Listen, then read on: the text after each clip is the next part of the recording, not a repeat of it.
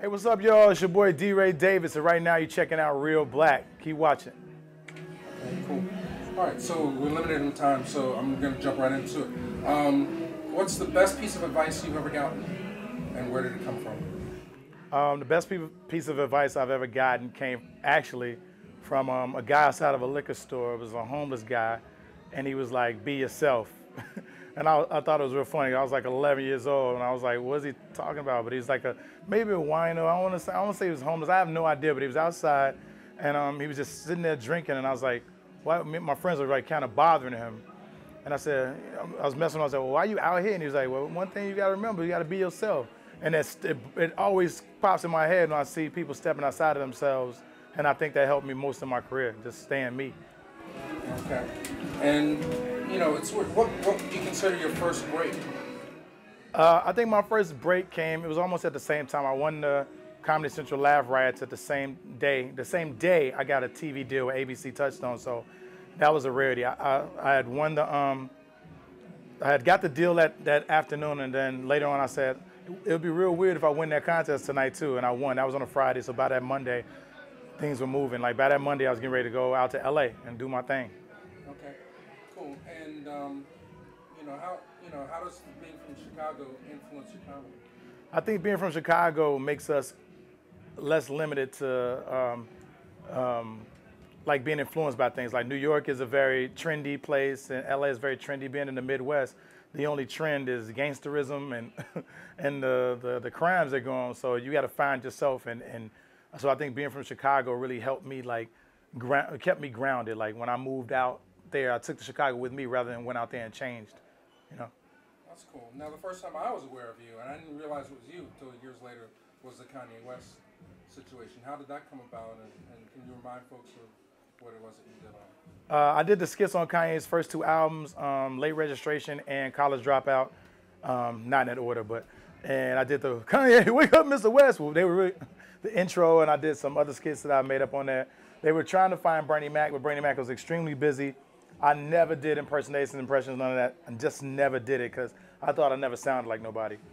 And then we're in the studio. I've known Kanye for many years, and I just went in there. I was doing like a British voice at first, like "Welcome to the Late Registration album," whatever. I did like a lot of voices doing it, and then out of nowhere, when everybody wasn't paying attention, I just started doing Bernie. I just thought maybe if I sound like him a little bit, we can get through it. And Kanye was like, "That's it." He's like, "Let's do it. Like keep doing, keep rolling." And they all were pitching me stuff, like different stuff in the room and telling me what to say, and that's how that graduated to the album. Okay. And how has comedy changed? How has the game changed since you started? It changed in a lot of ways. One, the game has changed. It's more webby now. It's more internet. It's more like comedians. It's a little bit easier for them now because they could watch old comic views and then do something funny that we did on Comic View for their Vine or for their Instagram, where we had to really be creative. The guys who made it had to really be creative and stand out and be different. I think there's a lot of imitating now, so it's not that much of a difference in the not much difference in the comedic background now. I don't think people studying enough. I don't think that's going on. But I love to see when a new guy breaks out. I like to see that happening. But if you notice now, I know I'm talking a lot about it, but if you notice now, like on the Last Comic Stand-ins and the comedy contest shows, those guys been doing comedy 10, 15 years, and that's their break. So it's like, that's showing that originality still is the forefront of how we make it in comedy. Okay, and you know, final thoughts, like what's your current tour? What do you talk about? You know, where, you know, what's next for DeRay? What's next for DeRay is more of what you've seen, but on a higher level. I feel like I have a lot of material with things I've done, like back from BET, back from Def Comedy Jam, that didn't get the light of day it needed.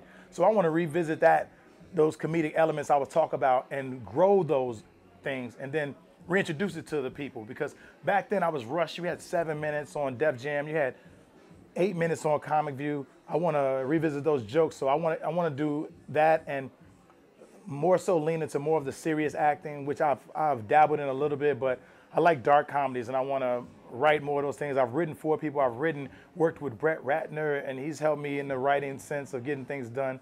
So now I want to just develop my own projects and hopefully produce some stuff that y'all gonna see, you know, so Real Black can interview my whole cast. Anything I forgot? Anything you want to make sure you mention? Yep. Keep it real black, but it can also be light skinned sometimes. All right? It can. That's it.